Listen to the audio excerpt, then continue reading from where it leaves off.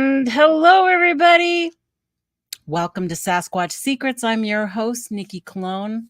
So glad you could be here. Glad to be back. Oh, what a couple of weeks I've had, let me tell you. It's good to be back on and focus on my stuff I love to do. So we got a pretty good show for you. I have a feeling there's a bunch of people lined up down there want to come on and say hi to everybody. And it looks like everybody is filtering in out there. It's good to see Sandra. Deb, Miss Trackway, good to see you. Gary Johnson and Batmom. Hey, did you just turn green? Thank you, girl. I appreciate that. Don Gummo. And there's Bill Trackway and Jen. And I see you all. Thank you for being here, Danny. Pointing out my mistakes, of course. But let's see who comes on first tonight.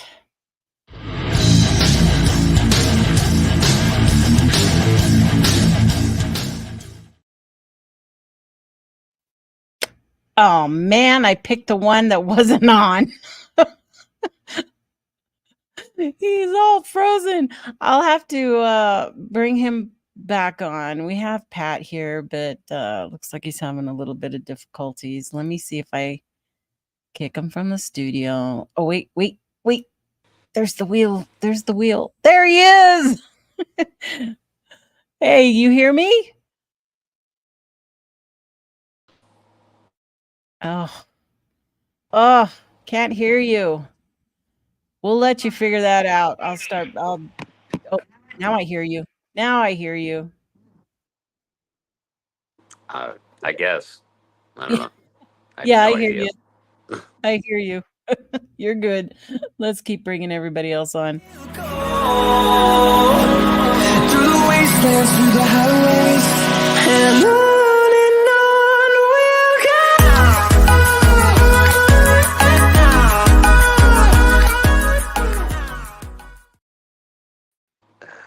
Hey, what's up? How's it going? Yeah, good. Long time no see. Yeah. Good intro, though. That was a good intro. That was a fun time up there at that pond. Yeah, it was fun. We got more people. Let's keep going. What do you see as you twist it out? Hey. Jonathan, hey. Hey, how you doing, Nikki, Pat, Brent? Intro for you finally. What's up? Yeah, I like it. That's nice. I really appreciate that. You're welcome. And we've got somebody else back there.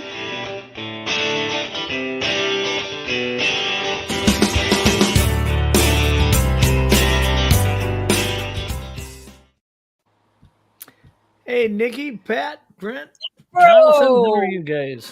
Yeah, how you doing, Good. Jeff? Doing good. Good. How are you? I'm hanging in there. I like the intro. Good. I'm glad you guys could all be here. And today was pretty much me yesterday thinking, am I going to have a show tomorrow? What can I do?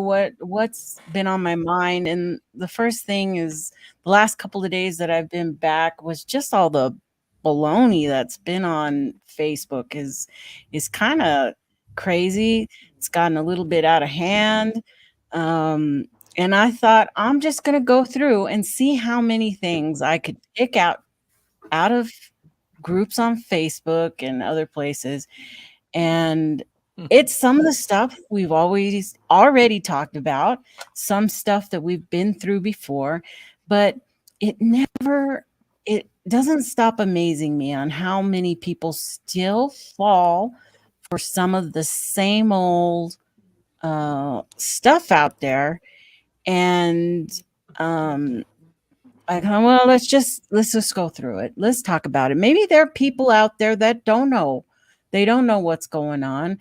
They don't know how to ask questions, because immediately skeptics or people who want to find out the truth about these things are thought of as trolls, right? We're immediately thrown out there. They want to ban us because we're non-believers, or we don't think that Sasquatch or Bigfoot exists. And that's not the case. I feel there's something out there. And all of us have had some kind of experience that have brought us to that notion that there's something out there that we can't explain. And of course, Jeff's seen one. The rest of us want to see something, or maybe not. Maybe Pat doesn't want to run into one out there. But still the answers, there's something that drives us to keep doing this after so many years. Especially Brent's mentioned it over and over, how after 10 years do you keep looking? That he moved. I saw him move something and he knocked himself out off of there. So that's where this show is kind of coming from.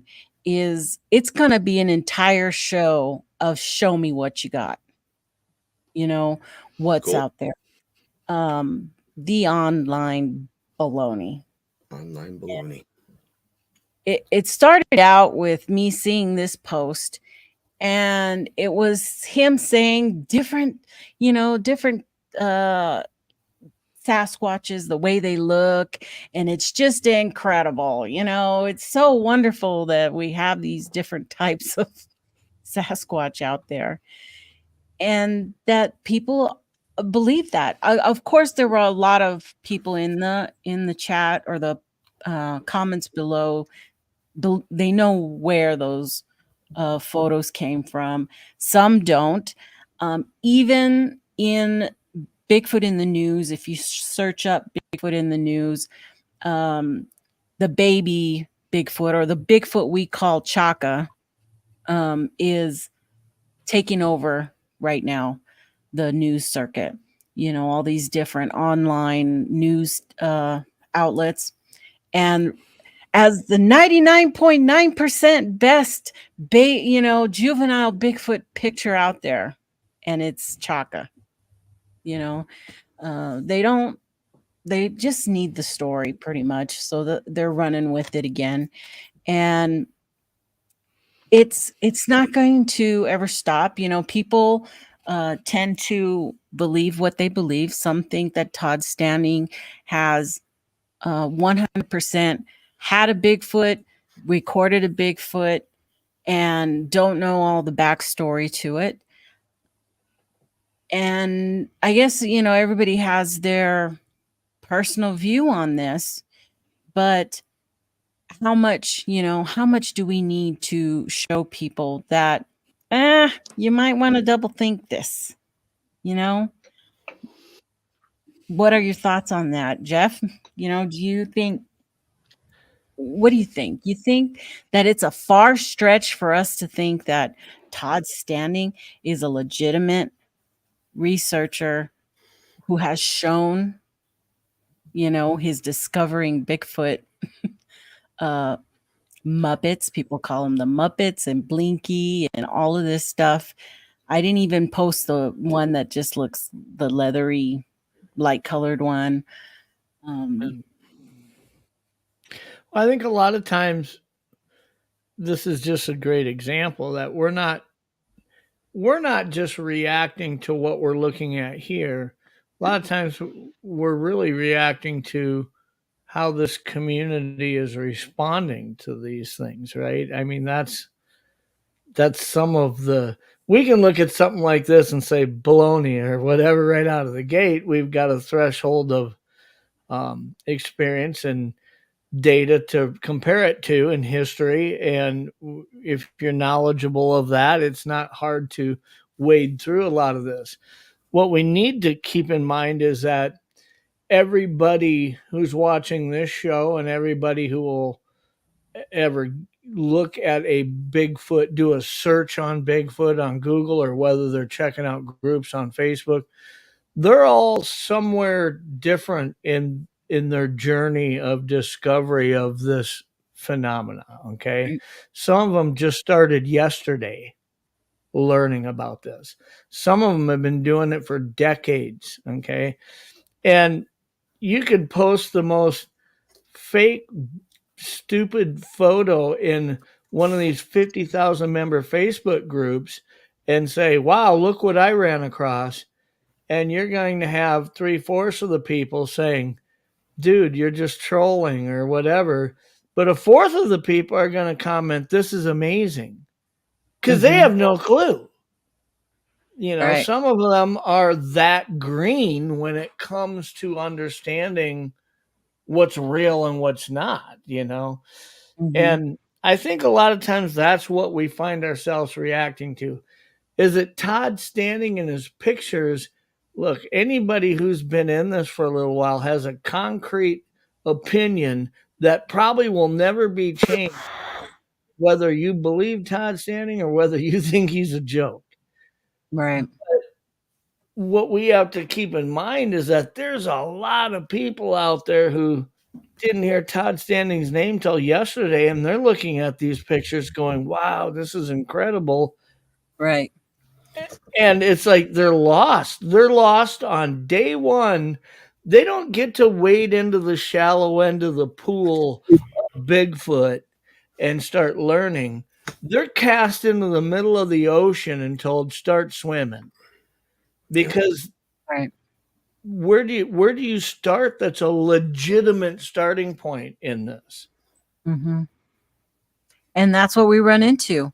You know, many of us took us 4 or 5 years to get through the bullshit before we started to realize that, you know, oh, maybe they're not so legit, or maybe they're, you know, blowing smoke. And well, 3 years ago, maybe even 4 years ago, I was looking at Todd Standing and I kind of had the opinion that, you know, I don't think he woke up one day at 7 years old and said, I'm going to start hoaxing the world with Bigfoot. Okay. I think he had a genuine interest in it at some point. Okay. And I think that maybe he even started going out and trying to legitimately learn or discover. It's just at some point the crowd starts roaring for more and you start manufacturing shit to keep them happy. Okay. And I think he went down that rabbit hole and he never came back out to surface. I know there's others that will say from the moment Todd Standing ever heard the word Bigfoot, all he thought about was hoaxing. Maybe that's true too. You know, I don't know. right. But you know, I would say there's an awful lot of evidence if you listen to, you know, especially if you listen to Steve Coles and the work that he's done in pitching this. I mean, years ago he did that show that really forensically laid this out from square one with him. Right. From everything from the background, the special effects stuff in the history and the access he had to people with that, a sister and this and that, the gloves in the car. I mean, it really played out to where he did a pretty good job at laying this out. The problem is when it comes to Todd Standing, that's not where people start. They start with seeing the big documentary on Netflix that you can go watch today still.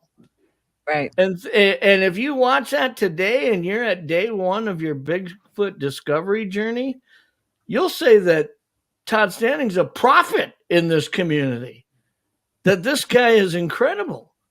Right. Based on that, you know. And of course, he's had some big named people in the community that he's taken out that he has managed to make sound like they support him, you know. I think, unfortunately, there's some people out there that cannot convey their true feelings. They're trying to appease people. They're trying to play to the entertainment sector, which means don't piss anybody off. Keep as many people on your plate as you can. I've seen that with Les Stroud. I'm not so sure we didn't see that with Brian a little bit, with Brian King Sharp. He had the opportunity to go spend time with him. I think he had some legitimate doubts about things. Did he push it and test it as much as I would have? No. I would have went out in the middle of the night without Todd Standing's knowledge and been putting cameras out and everywhere. I want to see if he's got people moving around out there. You know, Oh yeah, I wouldn't have Yeah. played 1 There week was- by Todd Standing's rules while I'm there. Yeah, there was zero ambush there. He Even came back carrying the water. watching those videos that Brian put out, it seemed like that Todd did he controlled the narrative, in my opinion. He did so with Jeff Meldrum. Yep.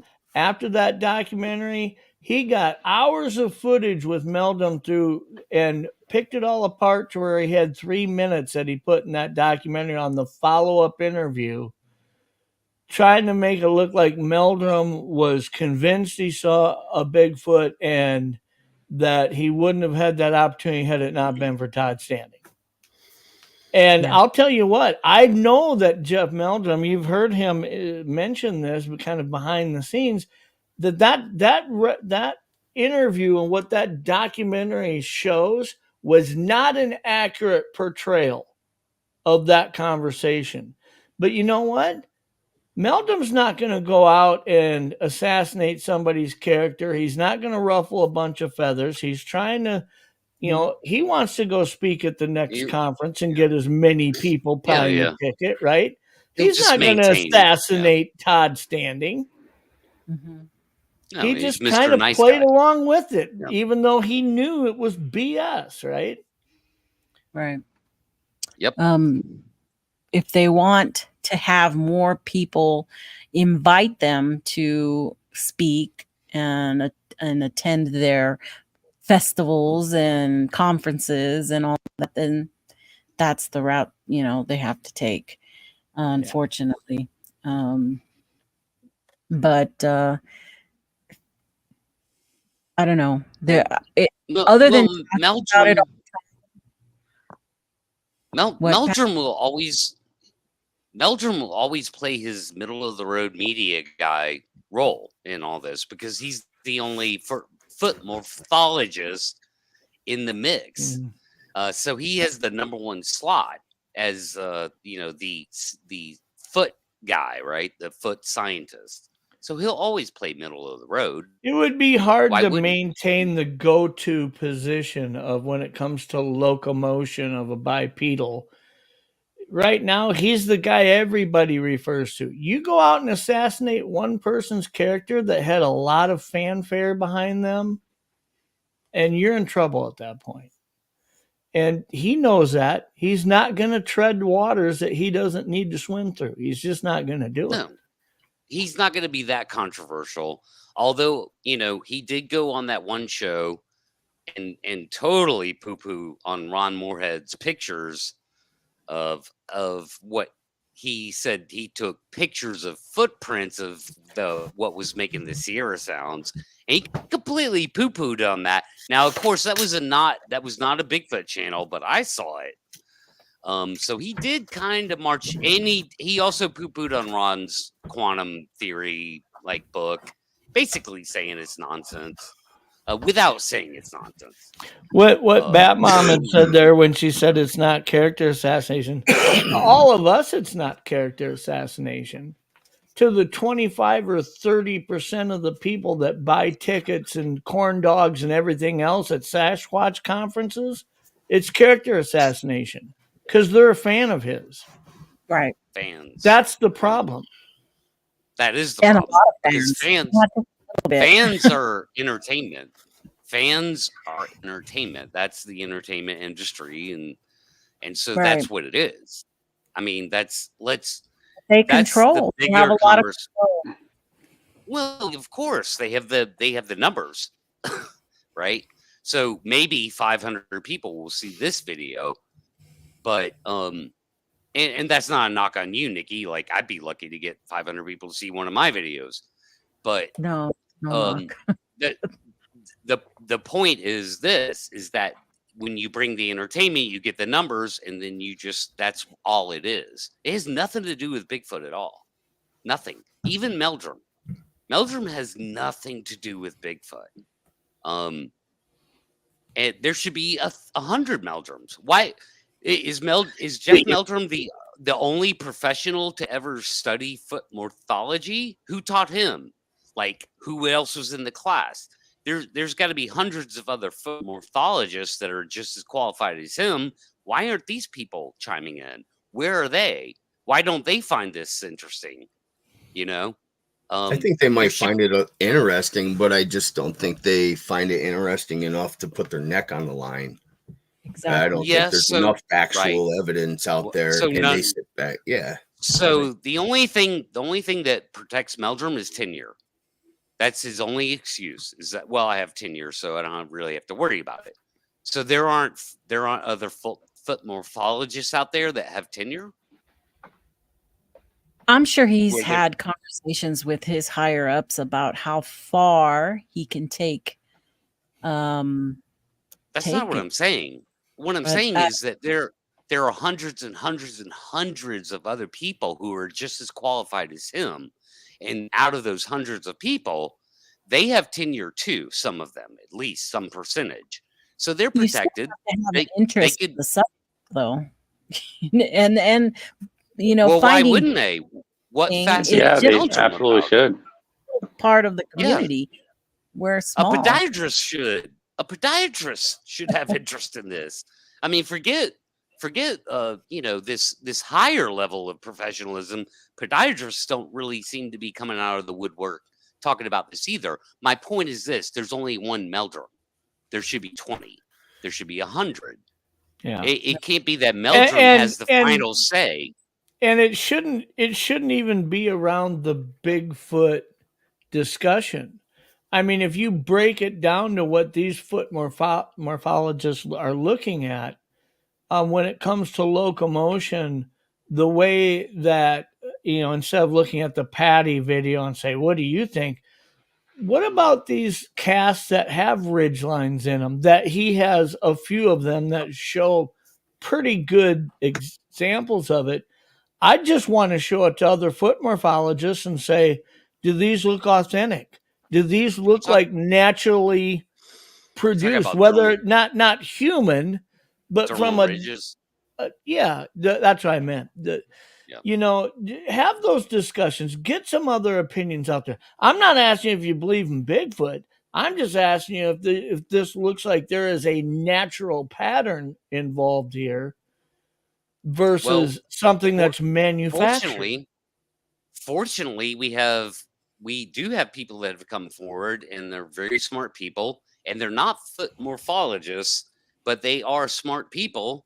And a guy named Matt Crowley came out like very, very long time ago, decades ago, showing how when you cast a track that you can get fake dermal ridges that naturally show up in the casting process. Now, he did this experiment in front of a conference. So he replicated a casting, and I had Matt on my show. I did a whole show about this with him, where he cast tracks, right? So like that had no dermal ridges in them. And when you use the plaster, there are conditions where fake dermal ridges show up. So there's, and at the end of the day, all you need is a finger and your palm to create fake dermal ridges. So is that by handling? That's not even a thing. Pat, is that from handling after it's... No, you can easily hoax a fake dermal ridge cast with just a finger. You could draw it and then put your palm in it and create dermal ridges and cast it. And it also can happen naturally in the casting process in certain conditions. So whether it's a Bigfoot print or not, the dermal ridge thing is not ever been proven to be a Bigfoot at all, 0%, because you have no Bigfoot foot to compare it to. Sure. The only discussion you could have is this natural or manufactured? That's it. And that's a matter of opinion. There's no right or wrong answer. Wasn't that Jimmy Chilcutt guy out there? That Jimmy Chilcutt guy that was signing off on all the dermal ridges? One guy. Yeah, I know. It's like How that's about the theme, huh? how about yeah, exactly. And Scott Thompson, right? Is that his name? Wait, Scott, the Ron Nelson. Moorhead verifier, Nelson. Scott Yeah. Nelson, Yeah. who doesn't look anything like he used to 15 years ago or 12 years ago, right? He's all Looks like Gandalf now. he's all Gandalf the Great. media out, right? So like that guy, I'm like, well, wait a second. If cryptozoology or a crypto linguist is a thing in the Navy, where are all the other crypto linguists? You know, let me remind you, like my mom is a 40-year professional with speech pathology, and she thought it was laughable. She thought it was the silliest thing she'd ever heard. She's like, that's nothing. And so I had a professional opinion that disagreed with his, you know. Huh? I even thought that though about the Sierra sounds, is that I never thought they sounded anything legitimate, and I don't know, it just did not sound like it came from out in the wilderness, in the mountains. It sounded really produced to me. It always has. It always will, but it doesn't have any bearing on to why I'm in this subject or follow this subject. You know, it's just Sure. another facet of it. Yeah, but let's 99.99% of people think that the Sierra Sounds is a real thing captured by Ron Moorhead, and no one actually knows that. So that's the point. right. Yeah, they do. And it'll be interesting if those other audios ever come out that he's had sitting in his trailer for how many years now? Jeff, like it's been a while. Been a while. I mean, I don't know how long it's been. I know that it's been.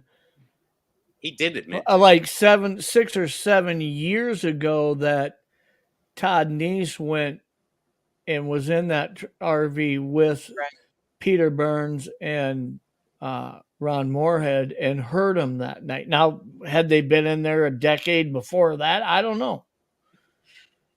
But yeah, it's been a while since I had somebody reach out to me after that show that we did, Pat, and told me that they actually talked to Ron Moorhead about it personally, like a long time ago, and has confirmed too that the tapes do exist and they didn't get burned up in a fire, and they're not whatever, they do kind of exist. But well, if you go back and watch the show where I had him and Todd on, it's not manufactured. Jeff got him to admit that. I mean, when he talks about it, there is no, feeling of manufacturing information.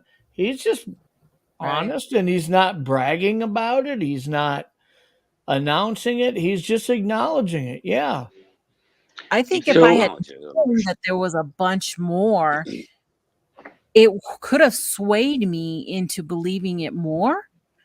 But initially, just having that little, clips of those sounds made me more suspect.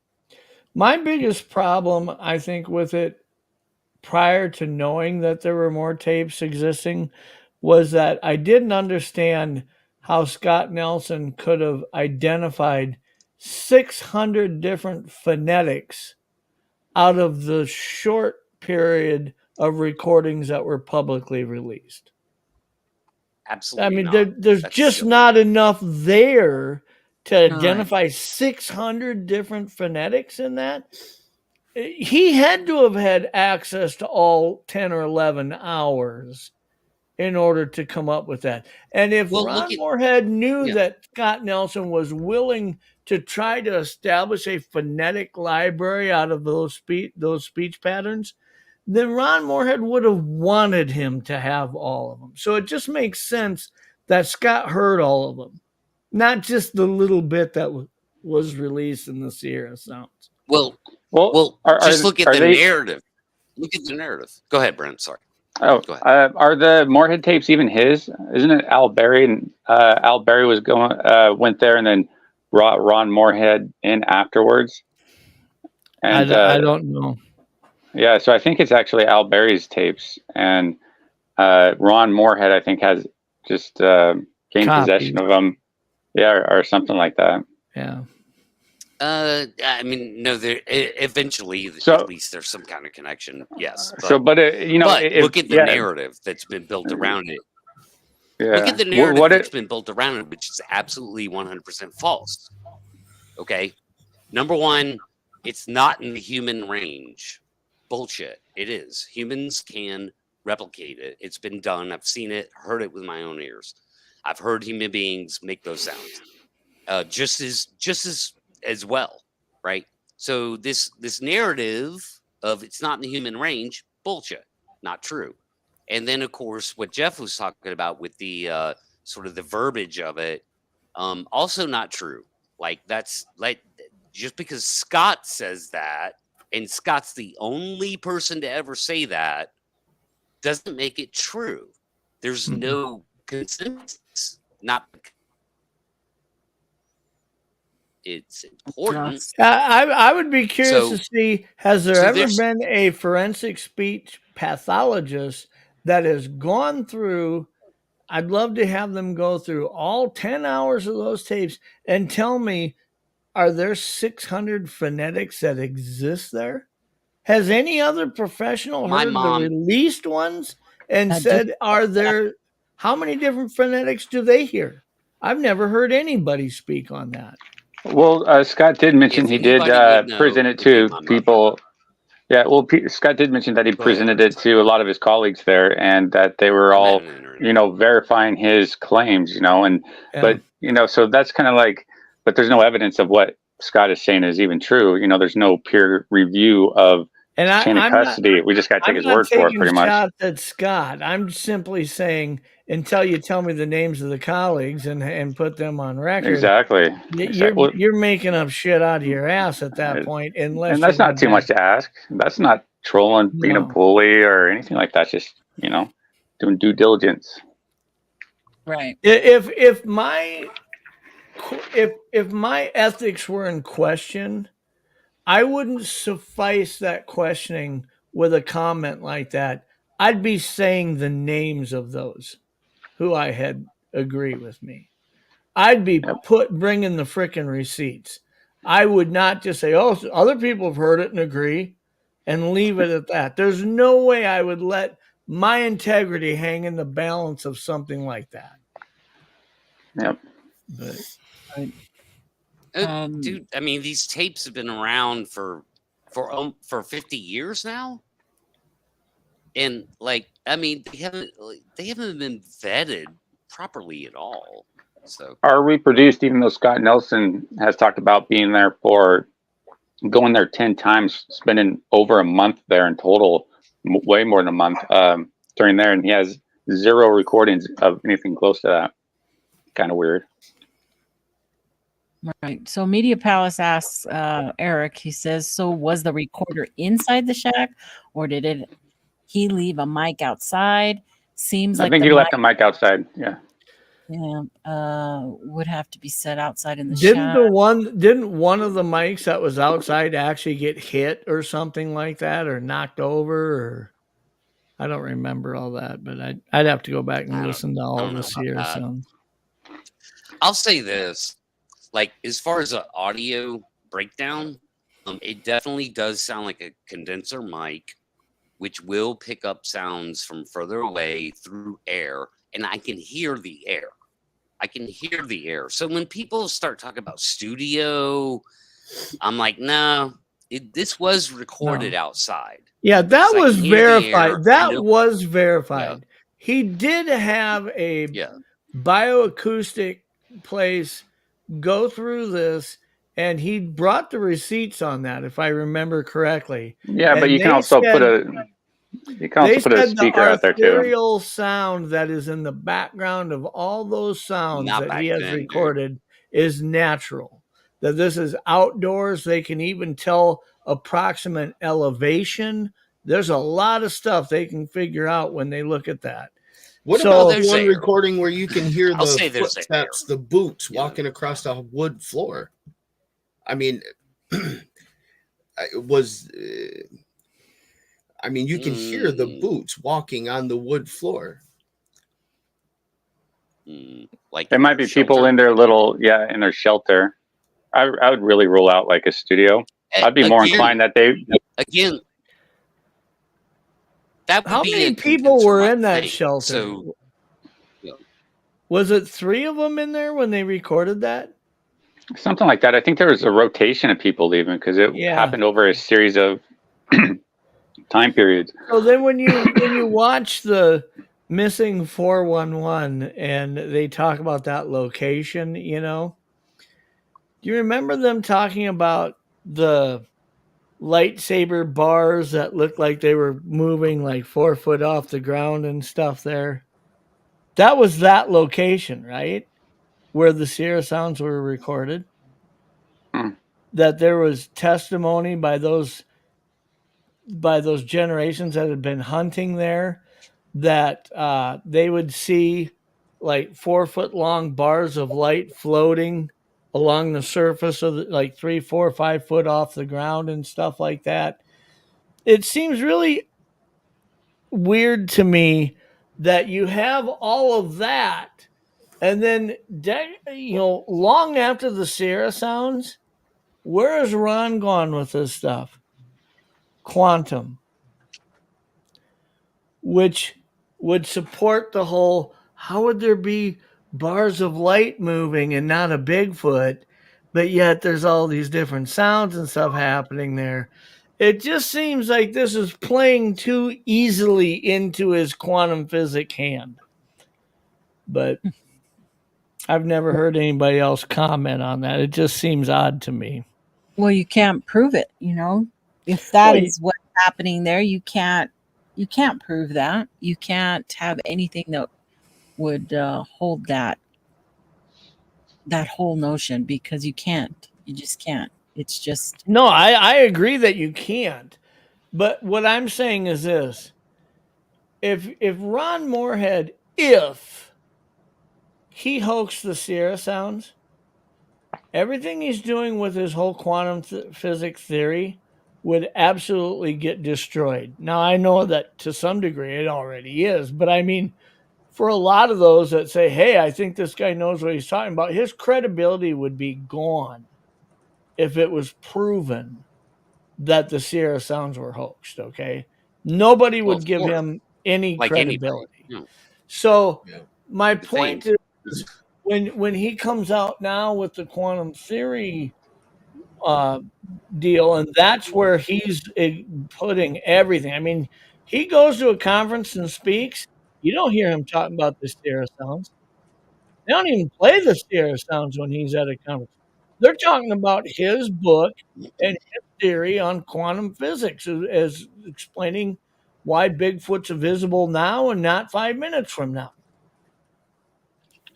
Well, I think Ron Moorhead got brought in after there was already recordings done, so by Al Berry. So I don't know how involved Ron would be as far as making the tapes or something like that.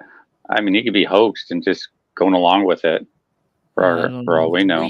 Well, you can hear Ron's voice. I mean, Ron is on the tape. Yeah. But he was brought up there after all this activity, and Al Berry had recordings and stuff. So I don't know how involved he would be if it was actually a hoax, or what Al Berry's involvement is with it. Did they need like somebody to take up there to go along with it, to be like, oh, hey, look, we got some guy interacting that will believe us and somehow sell it better? I don't know. It's suspect that he's not willing to release those tapes. Does it have something on there that he personally found to prove that the Sierra Sounds are not real? Right. Did he find something there, or whatever? Why would he keep them? And I mean, at the end of the day, at the end of the day, like what Ron said about that on Jeff's show, he was like, "Oh, we just kind of took the best of the best." And I'm thinking, really? Yeah, like, well, the rest I mean, was kind of the same stuff, so he just put the best stuff, or put out the best stuff. I think one of the things that he said was they tried to take an example of all the different patterns of sounds and speeches, right? Like he didn't just want to release 20 minutes of samurai chatter and nothing else. They tried to get ones that gave you a display of all the different sounds that you could hear on the whole 10 hours. So therefore the best of. Sure. Yeah, Greatest hits. And I'm like, what? The other chatter's not that interesting? I mean, if it's Bigfoot chatter, then it every single freaking split second should be the way that he made it sound to me was that it all just sounded like more of the same. It was just more of the same. Well, even better. Like, I mean, there's nothing uninteresting about the fact you put out 1% of what you recorded. It should be like the other 99% is the most important part, not your greatest hits. But who's going to pay the $229 for the 10 CD set of 10 hours of these sounds versus just buying the one CD? I don't know, make it available to the scientific community and I'm just saying from a marketing standpoint, there's a reason why it's not easy to package up. There's a reason why you can't go to Taco Bell and see the menu and order 100 tacos. Nobody eats 100 tacos. Yeah. Well, I mean, my point is that, there's no interest in science there. If you're going to just sit on every syllable ever recorded by a Bigfoot, you have zero interest in science. Maybe if more people ask them, reach out to them, put more of a pressure of like, hey, we'd like to actually hear this for the sake of research. I don't think it's worth it, that's dude. happening. I don't think it's even worth it, honestly. I think in the last few months, especially, I've seen a couple different shows that have brought this subject up of the additional tapes that weren't released.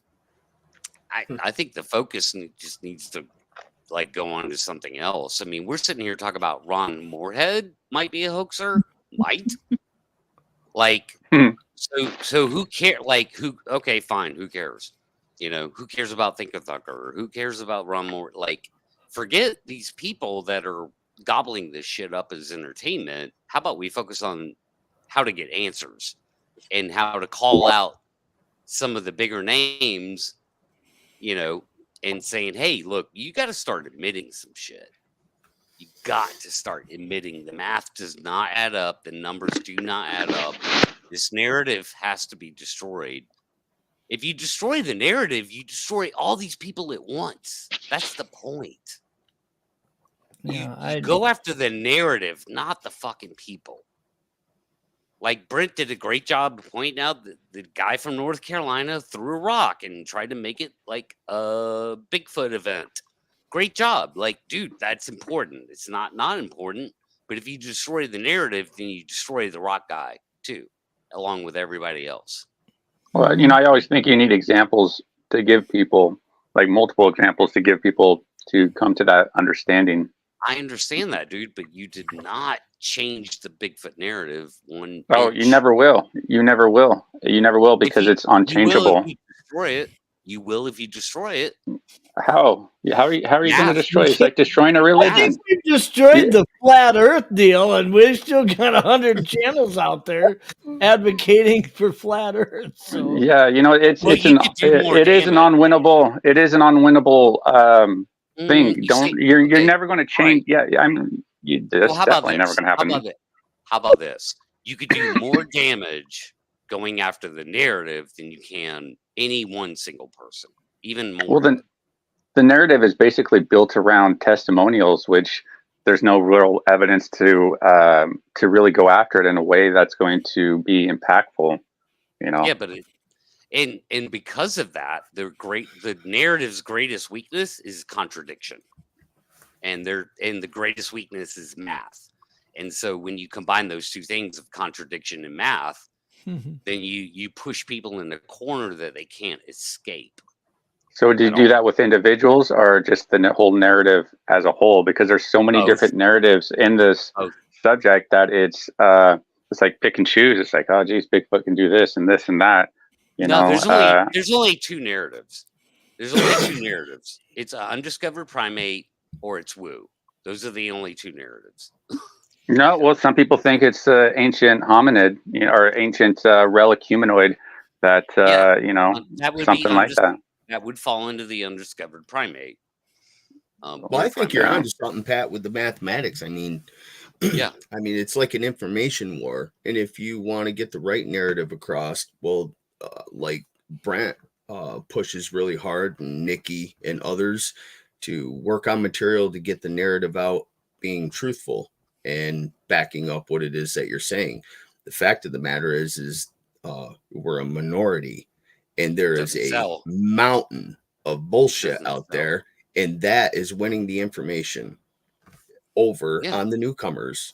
And in a whole, if you are swimming in the sea of YouTube for your information, you're gonna see an overwhelmingly, you're gonna see an amount of just blob squatch stuff and misinformation and false narratives.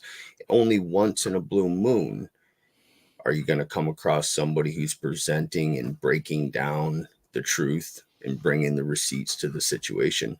So to step up the information war, I agree with you, Grant. You need to put out more people need to put out the right information. And right. Pat. But even then, that's not going to happen. Yeah. But even then, it'll always remain a minority, or will always remain in that minority, and that's fine. We just have to build that minority group and build it strong. Give people that are outside of that minority, that are looking in, the best examples possible, saying, "Hey, this is why we're saying this stuff. Look at this guy. Look at XYZ." Really help sell our narrative, and you've got to build value in the truth over the train wreck. Okay, because right now, if you told people, would you buy a UFC event ticket if you knew nobody was going to get knocked out that night? Nobody would. Are you going to buy a NASCAR ticket if we guarantee you there's not going to be any wrecks in this race? Half the people wouldn't go. Okay. They're there for the entertainment and for the craziness and for the ridiculousness and for the who's going to fight afterwards and this and that. Buy the merch, buy the brands. I'm telling you what, you're a NASCAR racer and you want to sell T-shirts. Get out of your car and throw your helmet at one of the most hated racers out on the track, and you just sold 10,000 more T-shirts that week. It's just like the regular news station. Bad sells. Yeah. You need to build value in finding the truth over watching the train wreck, and I think there's ways to do that. But well, maybe, and I'd like to hear what you think those ways are. But my knee-jerk reaction is, I don't think you can build value towards the truth. I think you just have to slap the goddamn truth in their fucking face. Well, here's the rather than telling you what those ways are, I can tell you what they aren't. What they aren't is going out and doing the same shit that's been done since the Patterson-Gimlin film and not getting anywhere. Yeah, but that's working for the entertainment value. No, but it's not working for the truth. That's not what we're talking about. You asked me what are those ways to get the truth out there. Those ways are doing it differently than it's been done for 60-some years, because that doesn't work. That is true. You're right about that. Yes, absolutely, 100%, Jeff. You're right. That is fucking absolutely true. Yes. Well, that might attract people and catch their attention, but I think the sheer volume, and like you said, Pat, math, and how you mentioned, Brent, more people putting out the right information, I think that's extremely important. Not to dull what you just said, Jeff. I think you're spot on, but the sheer volume of information needs to increase. I'm guilty of it. I don't spend any time. I have tried, I have some stuff stored away with William Jevning, some crap he said that I want to share, but I also don't want to be putting something out half-assed, and I just never get back to it. So I'm guilty of not following through. But if more Oh, people what? are searching for the truth and putting out truthful information and exposing the bullshit, and that volume was there for people to view, it might be able to persuade people. One of the reasons why I tried to partner with people who are using scientific methods to do things outside of this community, that those methods would help us reveal whether there's truth to this or whether there isn't. Okay. And approaching them with no agenda, not saying I'm writing you a check, this is the outcome I want to achieve. I'm coming to them saying, hey, we're going to gather data, and whichever side this coin lands on, I'm fine with you endorsing that. I'm going to tell you this. I don't know that this will happen, might not. But if you get one person outside of the Bigfoot community from the scientific world who looks at this data and says, there's something interesting to consider here, or there's something, I've got concerns about what we're looking at here. What he is saying right there, even if it's not that definitive, is speaking 1,000 times louder than any idiot in this community trying to tell you that Bigfoot exists. Yep. We need to get out of this stupid freaking spiral of bullshit that we've been trapped in for decades. 100%. Do you think YouTube's the place to do that, Jeff? That's one of the reasons why I've moved away from YouTube. I'm not going to sit here and talk about I agree. How many mosquitoes we collected in a trap and what they've tested. No. Nothing good comes of that. When it's done, I'll bring the data forward and say, this is what we ended up with. If there's something interesting, great. If there isn't, so be it. I tried something outside of the box that nobody else had yet.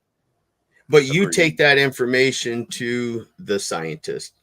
If you go out there and make a YouTube channel, Jonathan, and I get 50,000 people saying, holy shit, this guy's got an interesting thing he's doing, I want to follow this. And now all of a sudden I start getting checks from YouTube because 50,000 people are walking with me on this. I've got 8 million raptors in the group saying he's just in it for the money. So what advantage is there to doing this? I don't need YouTube to do that research. I agree with you. That's why I say we're not going to get scientists and doctors and professional people coming to YouTube to look for the answers. And so they're not exposed to the information. You've got people who are being funded to find cures for diseases that are trying to unlock these Rubik's cubes of shit all over science, right? And they aren't taking you step by step with them on YouTube because there's no advantage to that. There's zero advantage to that.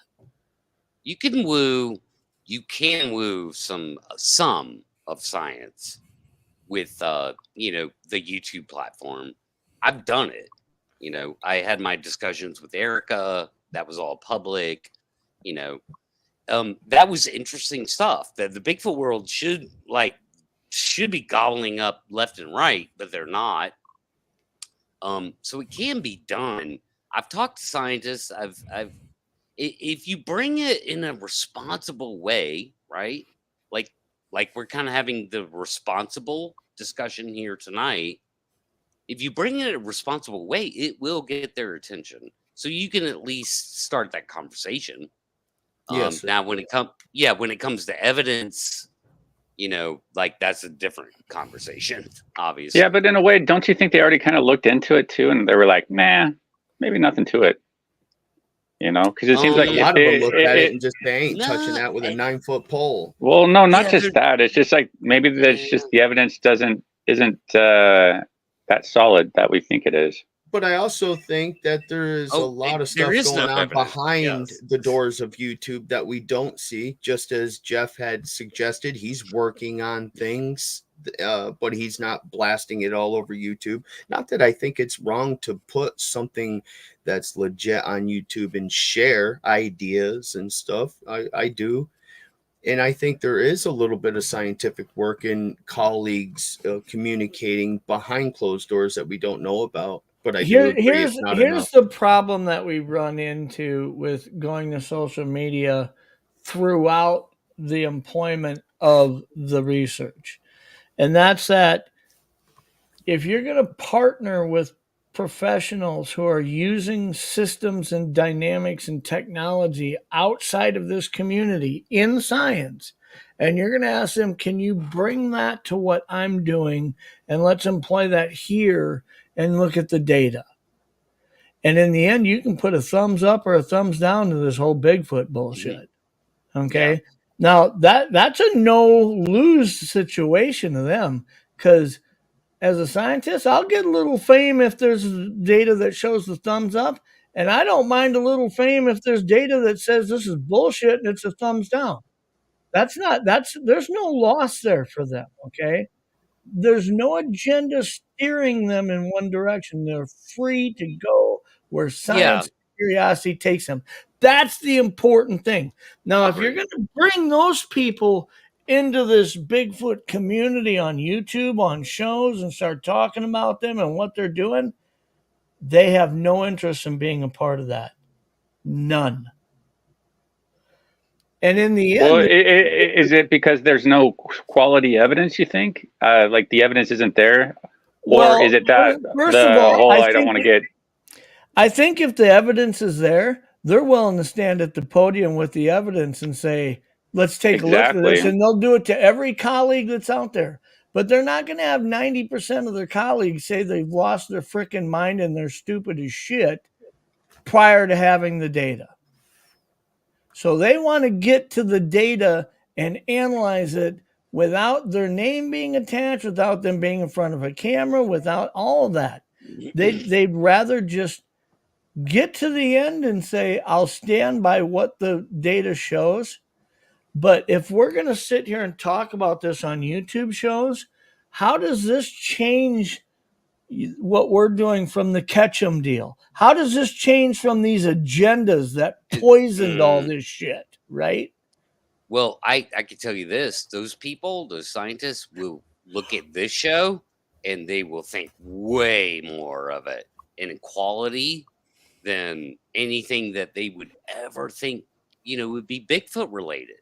You know, I something I've noticed is like none of us have really gone to any of these scientists, to really go take them the best evidence that we got and say, hey, what do you guys think, or something like that. And document it in a way that we can all have that experience with you and not have it be like a Scott Nelson of like, yeah, I took it here and there, and they're all signing off on it and stuff.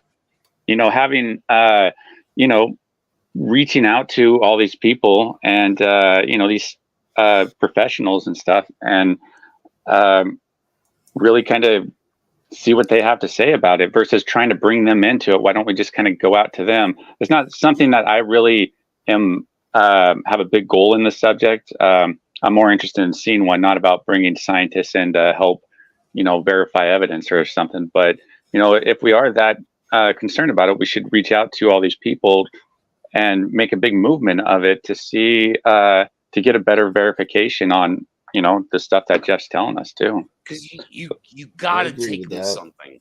You have to. Well, we have the prints. We have the prints, right? We have dumb stuff like that. No. I'm not talking about the stupid shit we have now.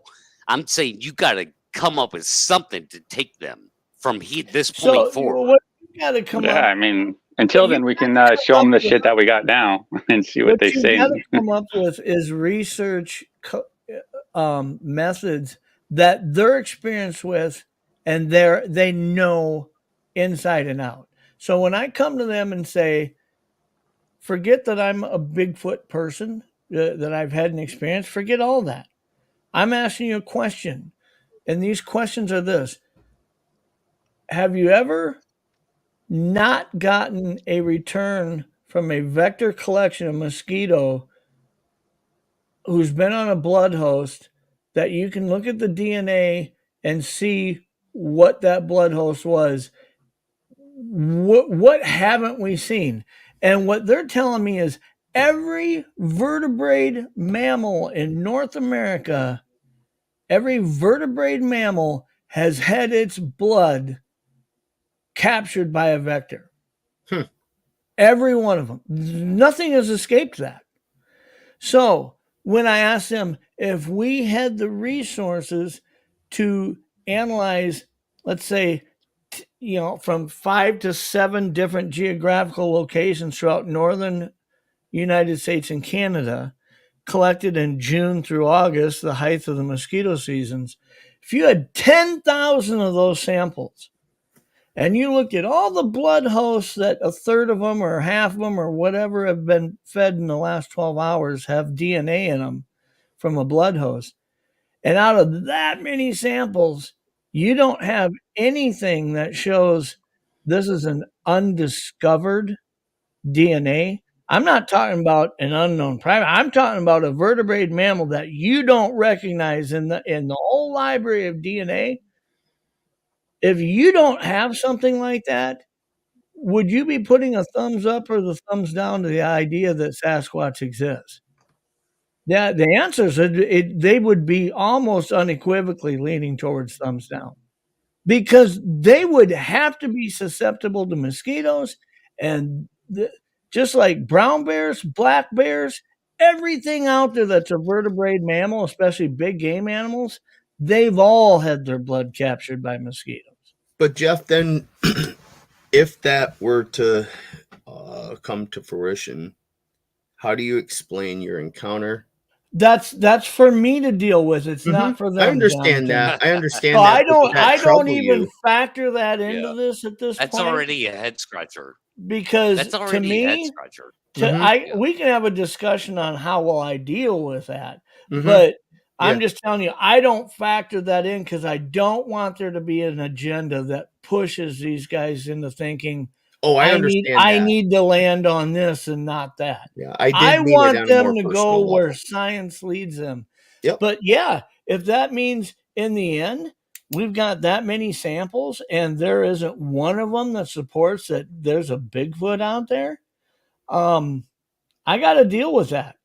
I have to look at, did I see some sort of a human that got out of its niche? What happened here? Right. I don't know. Like 15, 16, Jeff? How old 18. No, 18. He was 18 years old. And if the population per se was just super low, they're all dead now.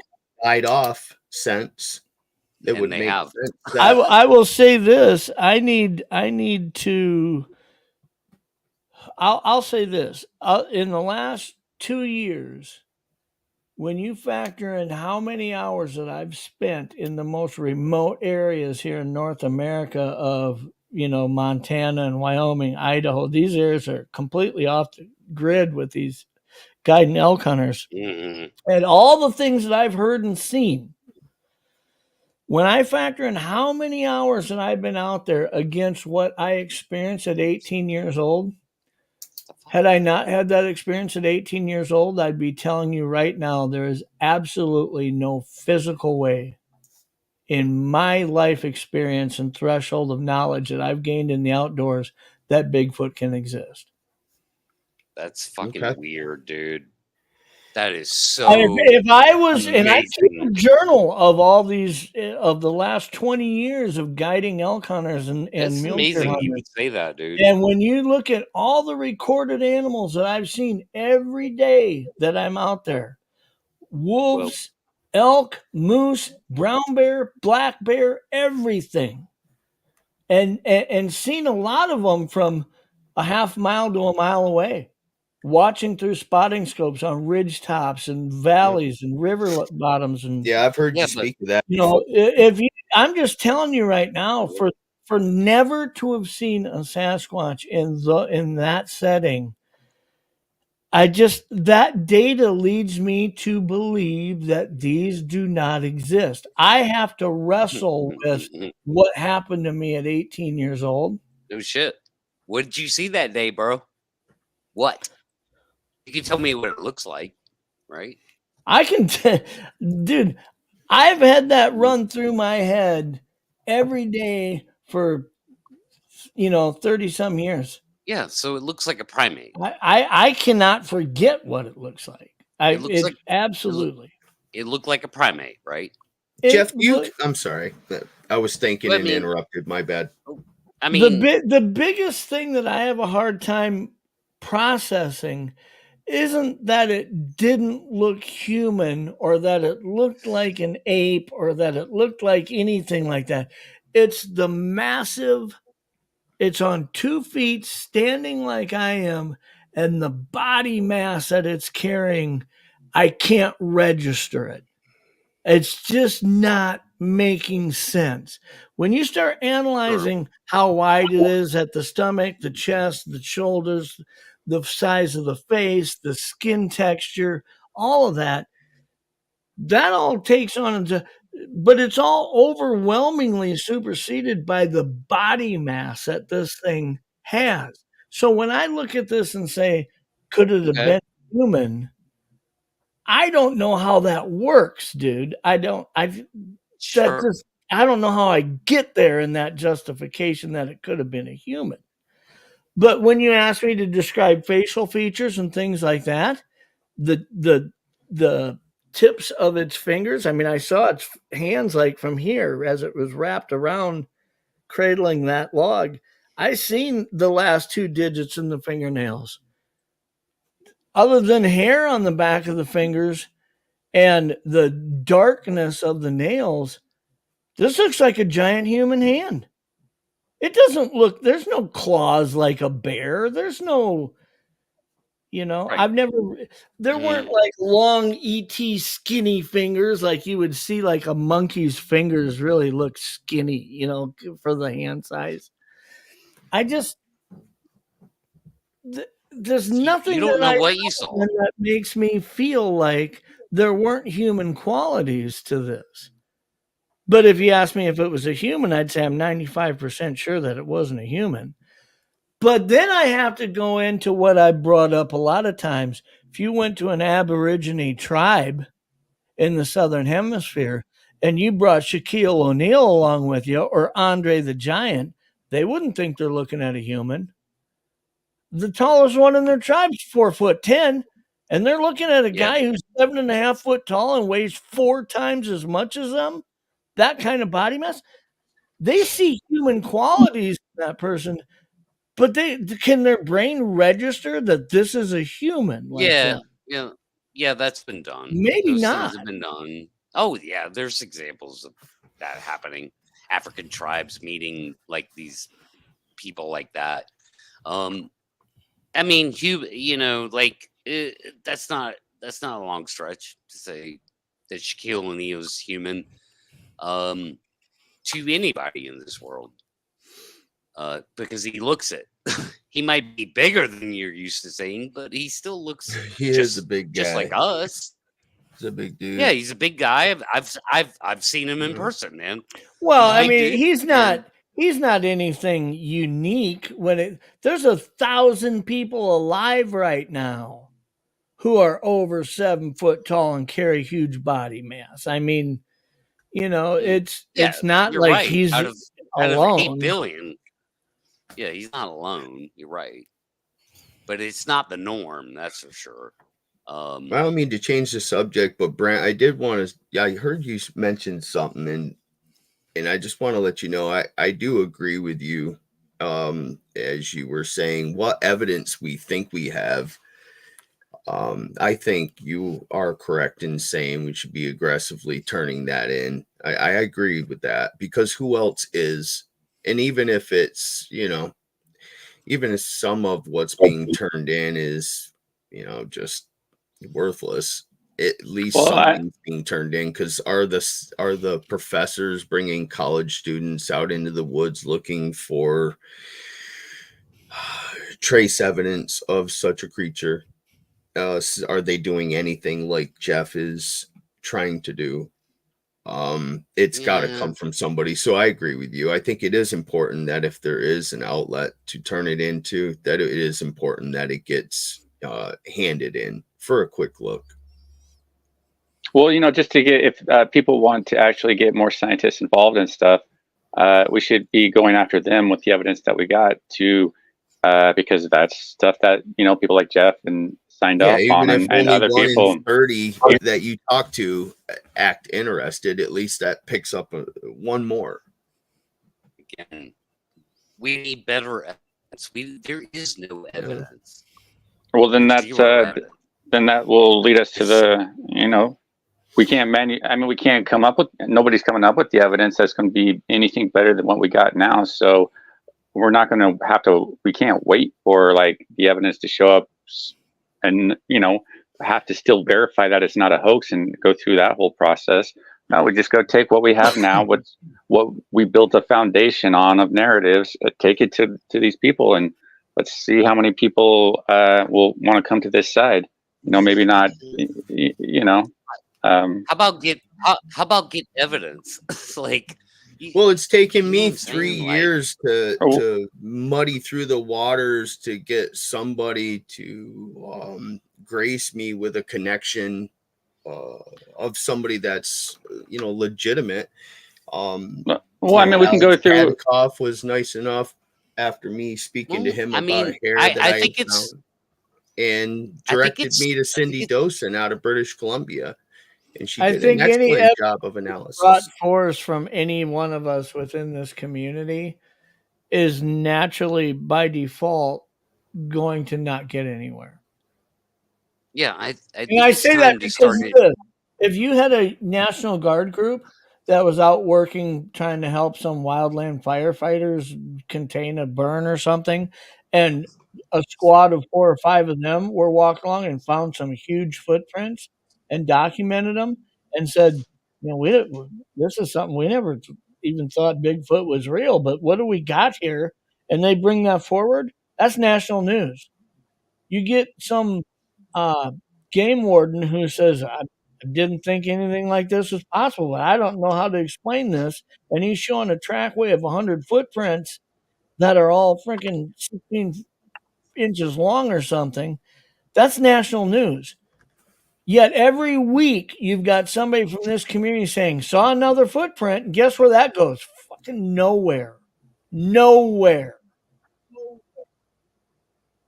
I don't know if I agree that I understand your outlook on that, Jeff. I mean, it should be national news, but outside of the community, the news people are going to be like try to go after and collecting evidence is one of the most critical things you could do, because one, if you do find evidence, it wasn't gained with a narrative or an agenda attached to it. Yeah. It couldn't have been. Not if you were partnering with somebody outside of this community from either a scientific background or something. Now, I'm looking at vector collection, but there's a lot. You muted yourself, Jeff. Jeff, you muted yourself. You're muted. How about now? Good. Let's suppose you've got somebody who's like Pat's a drone enthusiast. Let's say you get a team of 6 or 7 of those guys, and you go out and fly 5,000 hours over 2 years across the most remote areas of whatever, and you say, I'm bringing all of our data forward. We don't have this thing on camera. There's something to consider there, especially if it was done by somebody who maybe they're a part of the Bigfoot community, but they were partnering with 3 or 4 people who are technology experts in that field that didn't have any connection to Bigfoot at all. Whether they get footage or whether they don't get footage, there's weight that comes with that. Another thing that you could do, one of the things Doug did a show on, is they've got ground stabilization sensors now that are getting cheaper, more affordable for research. You put them on game trails and you get deer that walk by, you get a black bear that walks by, it doesn't set it off. You get something that a moose or something that weighs 600, 700, 800 pounds that walks by, it sets it off. And it could trigger cameras and this and that. But who's going to bring this information to a news outlet to make it national news? If you put a ground sensor that's set at 700 pounds and something sets that off walking by it within 50 feet of it or whatever in Texas, you think they will run with it? Walk verify what do we got here?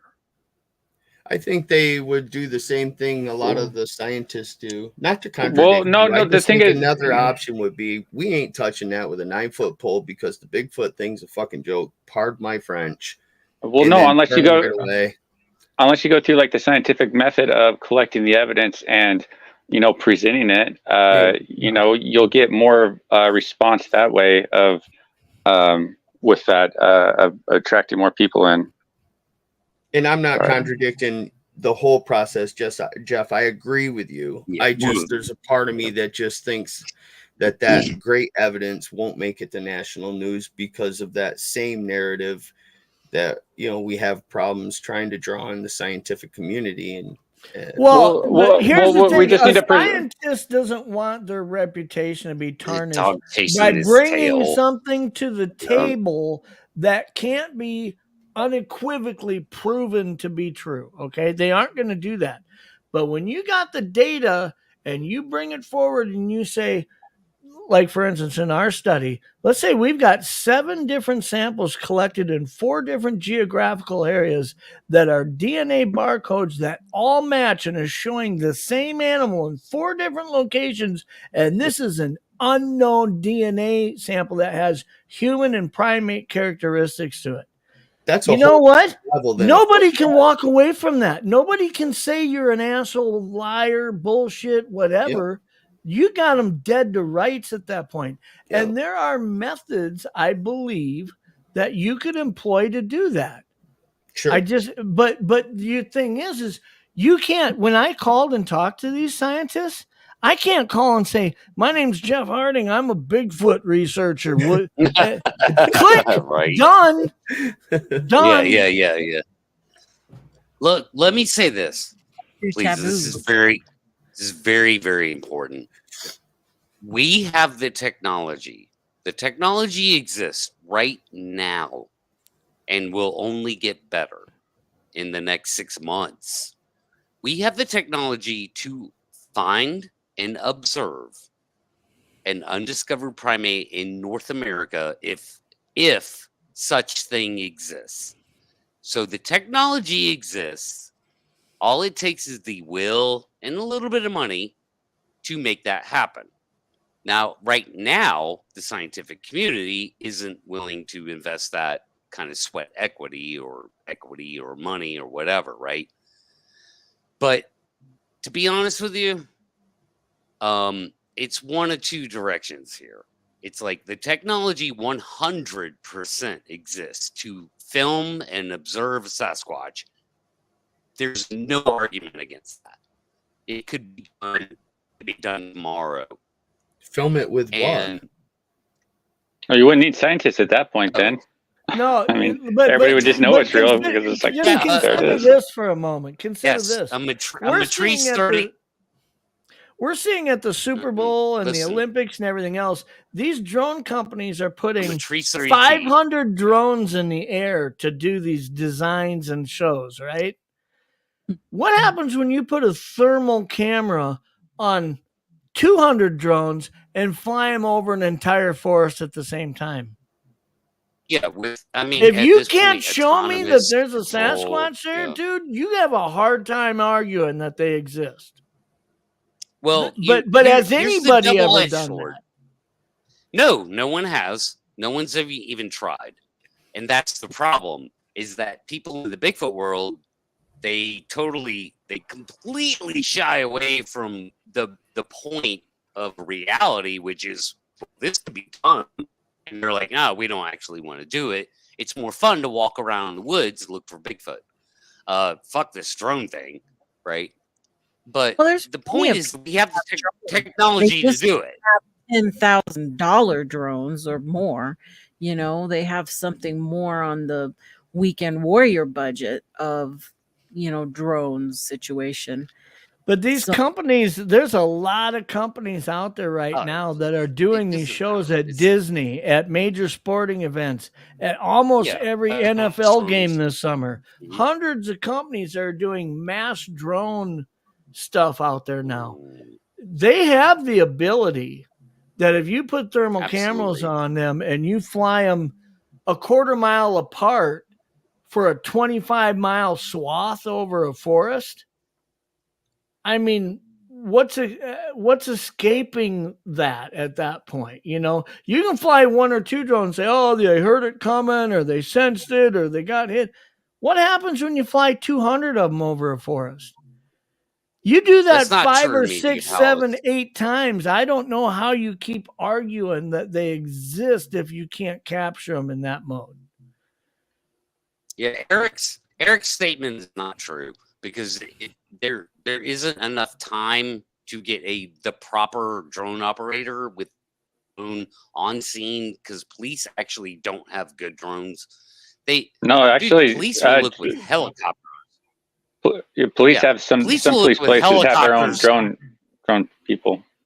Yeah, they do. Yes, they do. But our local my point one is this: they'll get a helicopter on scene, which has a fucking $500,000 thermal camera on it, and they still can't find the prisoner, or sometimes they do.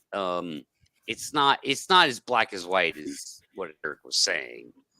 Why aren't we getting more Freeman style footage, more P&G style footage? Why aren't we getting that with all this equipment, with all these new cameras? Probably because they're not there. Excellent question. Because they're not there where those people are. With probably that could very possibly be the answer, Pat.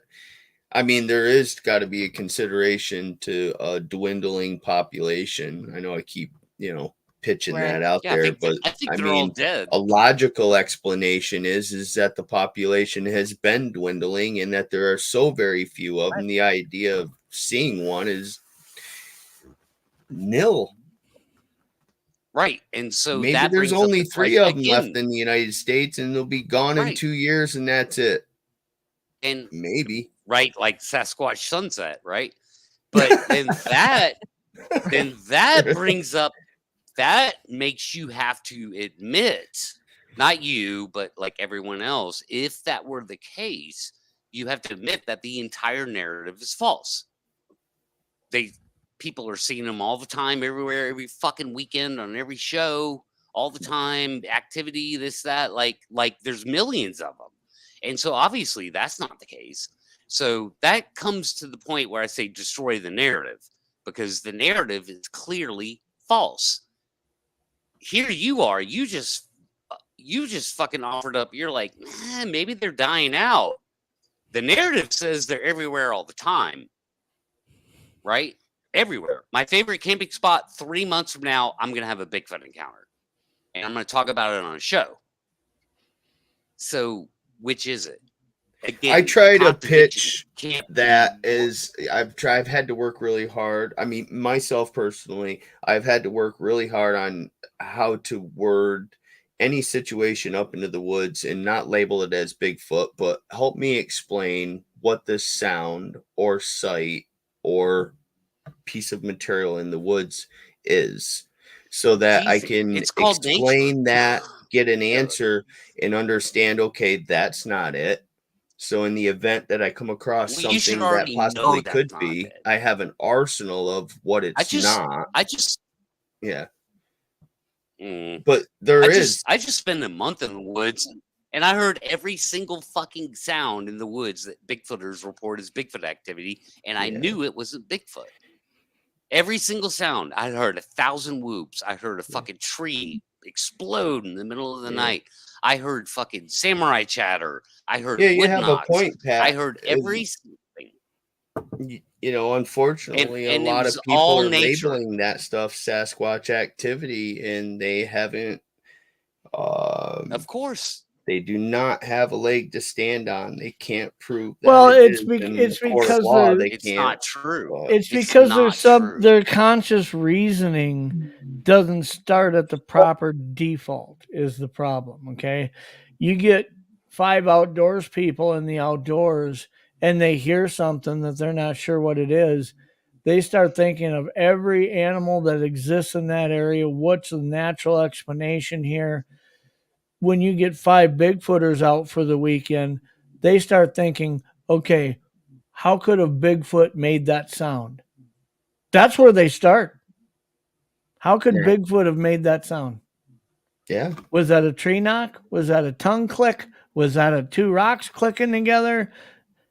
That's where their brains go when it's Bigfoot on the brain out there. And unfortunately, that is a cancer that we can't seem to get rid of in this community of thinking you Agreed. know what you're out there a couple weekends a year. Let's say you're out there 10 weekends a year and you're surrounding yourself with people who think like you do. I mean, it's not something that's It's Bigfoot on the exclusive to brain. the Bigfoot All it is. community, though. It's not exclusive to this community. Let's think about this.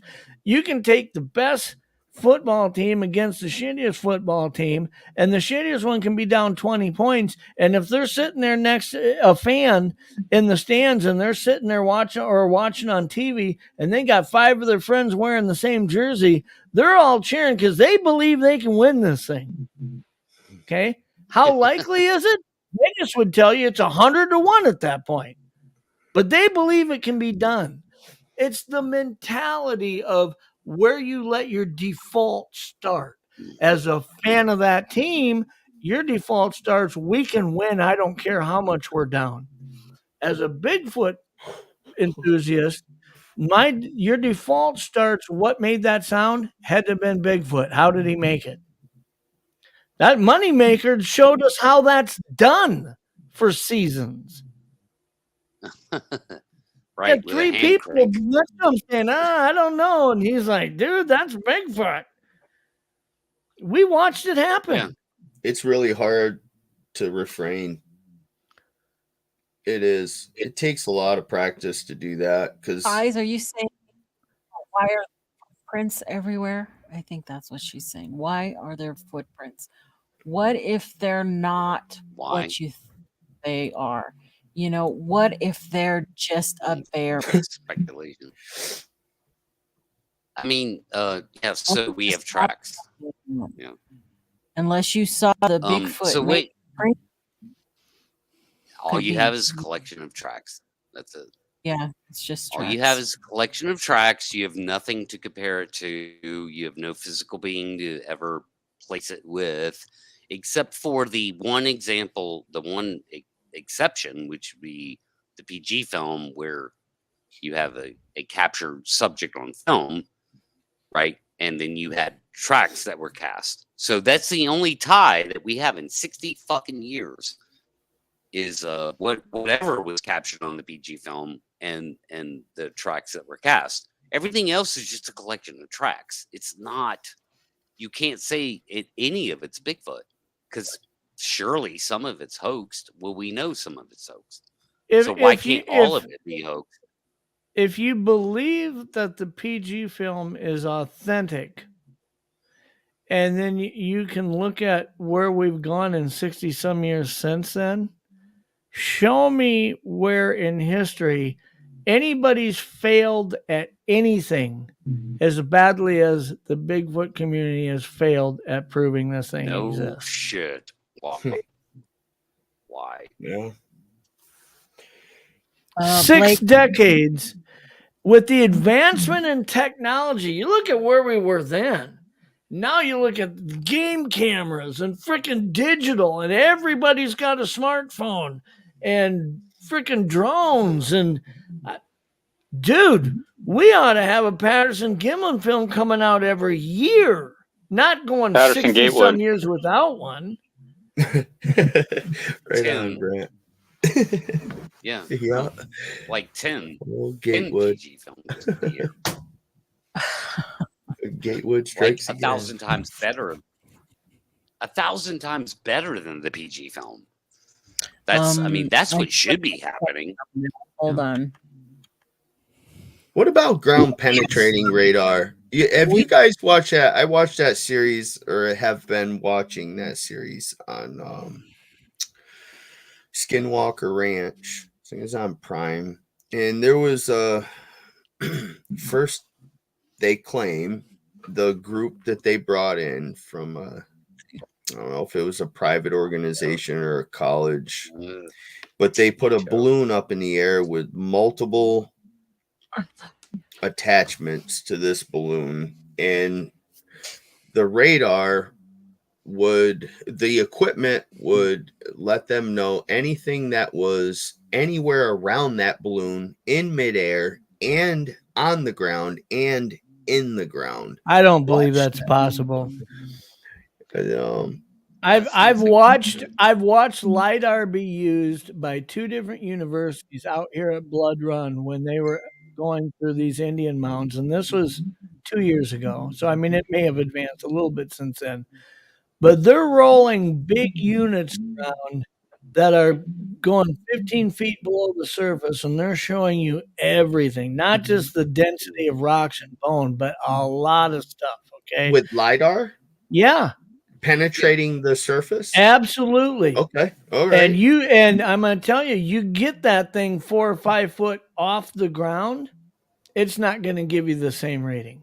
So when you start putting it from a balloon shooting through the air to the ground and looking down into the ground, I don't. Well, maybe watch the show, because I shouldn't be the representative speaking for them. Absolutely not. Well, I can tell you this: the military drones, the big ones. If you watch the new movie that's out, Land of Bad, it's got Russell Crowe in it. What they give you a look at the way they can shoot down from 10,000 feet and show your face from what looks like 5 feet away, standing outside of the door of a freaking tunnel, right? Okay. You go inside that door and you get underground, they can't see nothing. They don't see below the surface. They can't tell if there's a tunnel there. So if the military doesn't have that on these things, So I understand you, Jeff. Are you saying that LiDAR it can see under the ground or cannot? It can.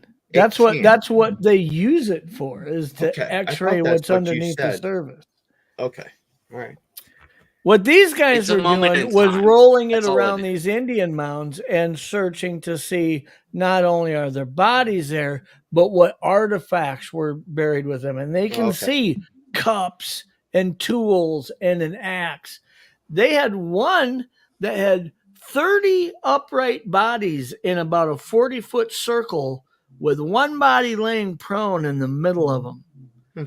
And they had looked at that and they had come to the conclusion that this was a war party, that they all died in battle, and that was their leader that was buried in the middle of them. And these upright bodies, they're holding a spear. One of them's holding what looks like shorter, like arrows. I mean, one's holding a hatchet. They can see all of that. That's interesting. So it's crazy. And this is, 20 foot below the surface. Wow. Well, that's ground could end up being penetrating radar. That helps us out. That's ground penetrating radar. That's not LiDAR. It's 2 different things. Right. Yeah. I mean, but they had multiple devices. LiDAR is only a moment in time. LiDAR is only a capture of a moment in time. It's a topography thing. But ground penetrating radar is underground. Look at stuff. And so neither one of those things have anything to do with looking for Bigfoot. Both those technologies are completely useless to look for. And when you start talking about, well, I saw something on this show or that show, and you're talking about, Skinwalker Ranch and stuff, or Alaskan Killer Bigfoot. These shows are designed to sell bullshit that's digestible to everybody. I fully understand that. They want even people like us who have some experience with some of this stuff in many cases to look at it and say, "Oh, I can see where they could do that." They don't want to make it complete horseshit, right? Yeah. But they aren't out there trying to show you the truth of what the technology is capable of. Yeah, not the show, but they announced the name of the company or the group that brought that equipment out of there, and that's why I'm thinking get their name and contact them directly and bring that equipment. Try to ask them, what can you use that equipment for? I just thought the piece was interesting as far as their whole show. Well, that's them, but the scientific equipment and the instruments that they brought out and the way they explained they were using it and what information they could gather was extremely intriguing. We've let our discussion kind of take over Nikki's show. She had all this stuff prepared. Tell me what you got. Do we want to go over this stuff, Nikki? For it to do this, but in case it didn't, I had to have shit to talk about. So that's fine. These candid conversations, I think, have to happen, and they should happen, because that's my purpose of my show, is to talk about the things that nobody else is talking about. And if it's repetitive, that's okay, because that's the only way that things will get, understood by new people coming into the field. Hopefully my channel will reach some of them. If one person can say, hey, well, that makes me think of something else, or that makes me take a step back and wonder, who's real, who's not real, who's putting just start winning the information war. Because I'm not finding Bigfoot here online. I'm not finding Bigfoot here. Okay. The researchers out there, boots on the ground, are the ones that have this opportunity to find evidence, collect data, and hopefully bring it to the rest of us. I disagree wholeheartedly.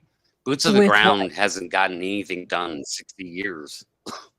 It doesn't matter. They're the only ones who are at the forefront. I disagree with that. It's brought, even if it's brought in information, Pat, that has nothing to do with Bigfoot. If you're looking for Bigfoot, it's bringing in information that we can use that is, whether zero chance in the discovery process or not. I mean, it's information. All information is good. Right. Whether you there's no information because that's they found the Patterson Gimlin film was derived from boots on the ground. Well, I guess you could say horse feet on the ground. And Jeff just told us. Jeff just told us that he saw a fucking Bigfoot when he was 19 years old and spent the rest of his life in hours out there in the woods and never saw it again. There's nobody that can get within 50 miles of a Bigfooter. So if you're into Bigfoot and you enjoy Bigfoot, you like Bigfoot, you'll never get anywhere near them. The math will never add up. But if they got a trap, if their habitat is the woods, if that's where they live, that's their biosphere, they have to leave a trace of themselves out there. There's a lot of woods. There's a lot of woods in North America. Right on. It's a challenging thing, but you still have to have your boots on the ground out there and not on the streets of Manhattan. No, you don't. It's only fun. No, you might as well go to Central Park and have fun. Like, I'm telling you, it might be fun to think you go out in the woods and you're doing something to move the ball down the field, but you're not. I guess we have to agree to disagree, sir. If they're an undiscovered primate, there's no way in hell. Yeah, but see, the math is on my side. We could disagree. You could disagree with me, but I could provide math that proves you wrong. Absolutely 100% wrong.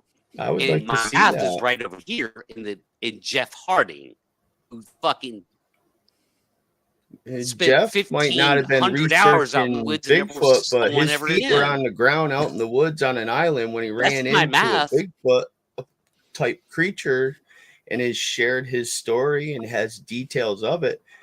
I mean, he might not have been a researcher at the time or seeking it, but he has a lot of information to bring to the table, and that came from the woods. And in order to get out there, you can wear flip-flops if you want, or go barefoot, or you can wear boots. But that's I guess just my point. Oh, we lost him. Well, goodness gracious. I says Pat can't produce this math he speaks of. Actually, he had sent me a link that I wasn't able to pull up because they were doing maintenance on some site. Oh. And I didn't write it down, so I can't remember. Hold on, but I can tell you guys. Well, I think there's the fundamental difference that between what Pat's saying and maybe where I would take a position is simply that he's, I don't like it when people speak matter of factly or factually about things that they consider to be an opinion or a hypothesis or something they experienced once, and they act like this is. And I don't think that helps the community when people say that. Oh, if you hear 2 knocks, it means this. You're not helping anybody when you say that. Okay. But I think that when, like, for instance, when I look at the LBL, and I think that Jay Fritz likely had that experience when he was younger. I've heard him share it several times. I've seen nothing in my mind that makes me not believe he's being absolutely honest when he shares that account. And that's 15 miles from the LBL. I look at that and say, I could see that a Bigfoot could be there. I could see that one would move through that area. I could certainly travel from one end of the LBL to the other in the middle of the night in the dark. I could move from A to B all night long through the length of that place, and you would never detect me. Ever. I don't care how many people are camping there. In the cover of darkness, I could get from one end to the other. You wouldn't know I'm there. Okay? I'm just saying that it's possible one could move through there. Yes, sir. So I can't take the position that that's bullshit. They aren't there. They can't be there. I don't think that's fair either. Because when you start factually saying, I believe that there can't be a Bigfoot in the UK and there can't be one in Long Island unless there's a supernatural aspect to explain how it moves from A to B. Okay. I'll stand by that all day long because geographically it can't happen in my mind. It just, between man, where man is and what we've developed in those locations and the access to those locations doesn't work. But when you look at the LBL or you look at Florida, you look at Texas, you look at the populations in those areas, and I say, God, there's a lot. That's not really that remote, right? There's some areas where there aren't a lot of people, but man, it just doesn't seem like there can be a huge population there. I'll stand by that all day long, but I can't make the comment they don't exist there. That's bullshit. I don't think that's fair to go there. Okay. I mean, and when I say it's not fair, I'm just saying that I have no proof to back that up. That's understandable. Right. Mm-hmm. We hardly see bear. We hardly see mountain lion or lynx, but they're out there. What is that picture you have up there, Nikki? Is that a headless something? Or So this is the North Carolina trail camera that just came out last week that people are claiming to be a Bigfoot, of course. But with a bear tail? Hold on. Yeah, my point exactly. You can see the tail nub. You can see the ear poking out the back there. You can see paws. It's got hocks where you hang a deer up, cut right through those bad boys, run the rope through and hang them up. I got into an argument with the guy about it. Yeah, but it's got a knees and bears don't do that kind of, have that kind of movement. And I go, they absolutely do. They absolutely do. All photos that we have currently, even the new Bluff Creek project photo. I think the bottom right photo in that collage right there is pretty telling of what the trail leg of a bear can do. Yeah. And those are all bears. And sorry, that's just the way they look weird at certain angles. When I look at that North Carolina picture, right away, my experience with game cameras and the tens of thousands of pictures I've collected off of them over time. I just think that it's unlikely that you'd have one single solo picture of that. Okay, either it's set on Right. video and this is a snapshot of that video, or if you had it set to take still pictures, if I had something quartering away from me, whether it's a bear or a deer, I would have caught it, the initial picture about where that is in that direction of travel, but I would have caught one also on the left side before it got out of frame. Exactly. That is another point. A solo picture point, of that direction of travel does not seem likely to me. Cherry picked photo. So when you have a person who puts out a photo like that and doesn't show the photo before, the photo after, there's something wrong. There's something wrong. I just think that where it's positioned and the direction it's going, it's unlikely you'd have a single photo. Yeah. Yeah, I agree with that. It's sad that people will do that. Even early on, I had seen things in pictures that I had taken and I had thought, this frame. Oh, boy, that frame looks interesting. But you have to make a choice. When you know better, when you have the rest of the information right there, there isn't a question to be asked. And if you cherry pick that and put that out there, you're just a liar. You're just a deceiver. This is supposedly a Bigfoot hand, and this is a video. You'll find that video down in the description below with other things that I've shown. Well, I didn't show a whole lot, but there's more links in my description. But it's a hand, and it's a 2-minute video of somebody going like this in front of the camera, that they did something, and it looks so weird and made up. It's just ridiculous. But go look at that. Sent me a video of a black bear that looked like its back had been broken. I wish I had that. Boy, that was so bizarre looking. I mean, it was guaranteed a bear, but if you saw that running through the woods, you'd be scratching your head. And somebody out there tell me, is this photo from Michael Freeman's book? Is this one of the Freeman footprints? I don't know. Because I saw this out there for some reason. I think it's there is just no contour to anything on the left or right edge, and those 5 toes look like their Tootsie Rolls were pressed in the ground. I know, right? The outside edge of a boot track that's got mixed in with some more stuff there. Check it out. It's too digital, good for the Freeman era. Well, the problem is for me is that the heel isn't, whether you look at the heel, whether you look at the arch, whether you look at the ball or any of those toes, none of it's deeper than the rest of it. Right. I mean, unless it was lowered down by a UFO, pressed onto the ground and picked straight back up, there is no forward locomotion. Yeah, no movement in that step. Well, let me give you a scenario. Let's say you're in camping because you can't see anything else around there. And let's say you're picking up stones off the ground to build your little fireplace.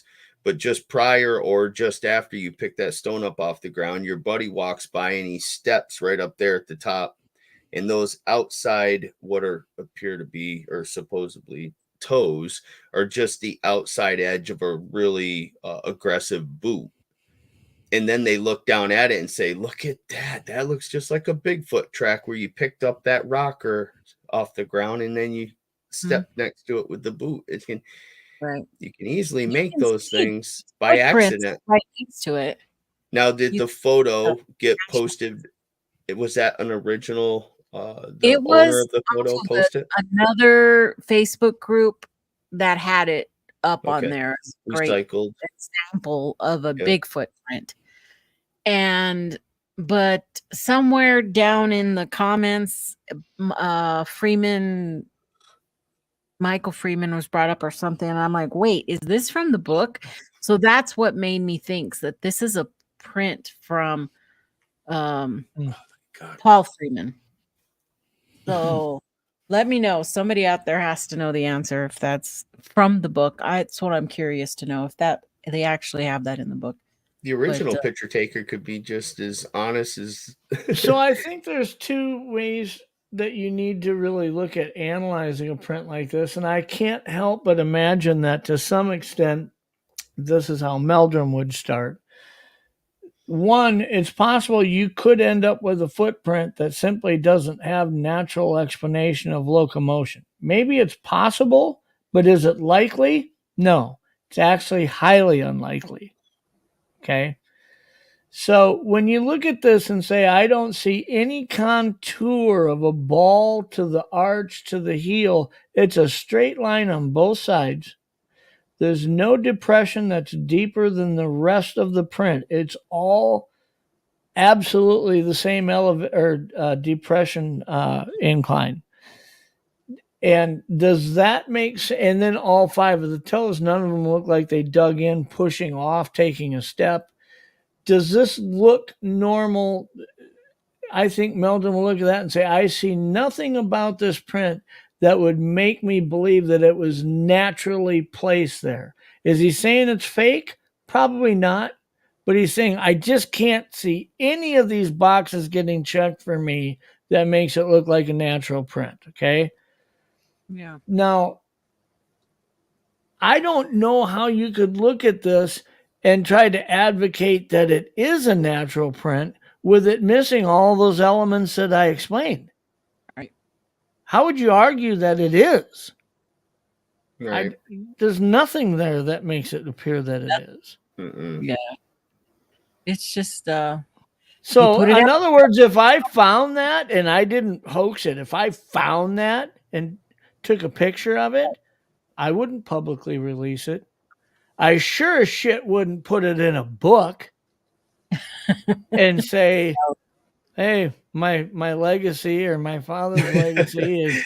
Yeah, I would look at it and say there's just not enough here for people to subscribe to. I'm not going to do that. Right. For sure.